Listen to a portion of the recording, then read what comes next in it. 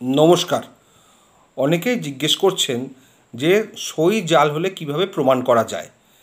দেখুন, সিভিল কোর্টের প্রসিডিওর হচ্ছে, যদি মনে করেন যে সই জাল হয়েছে বা জাল কোনো ডকুমেন্টস দেয়া হয়েছে, তাতে সই যেগুলো আছে সেগুলো জাল, বা সেই ডকুমেন্টটা ফোর্জড, বা ডকুমেন্টটা ব্যাকডেটে সই করে করানো হয়েছে, বিভিন্নভাবে যদি কোনো সন্দেহজনক ডকুমেন্টস কোর্টে ফাইল হয়, সেটাকে প্রমাণ করতে গেলে আপনাকে যেটা করতে হবে, আপনাকে ফরেন্সিক ইনভেস্টিগেশন জন্যে দরখাস্ত করতে হবে কোর্টে।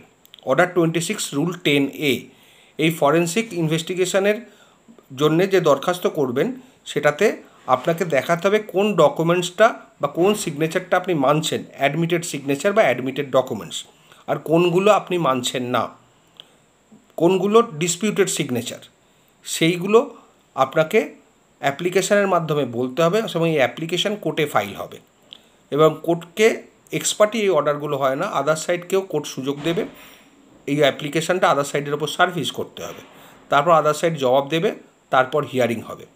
কোর্ট যদি স্যাটিসফাই হয়, তাহলে আপনাকে ফরেন্সিক ইনভেস্টিগেশনের জন্যে অর্ডার করবে। সেটা অর্ডার হয় সিআইডির ওপরে। একটা ফরেন্সিক ইনভেস্টিগেশন সিআইডির ডিপার্টমেন্ট আছে, যেখানে ফরেন্সিক ইনভেস্টিগেশন হয়, বা ডকুমেন্ট ফোর্জ কি ফোর্জ নয় সেগুলো ধরার জন্যে।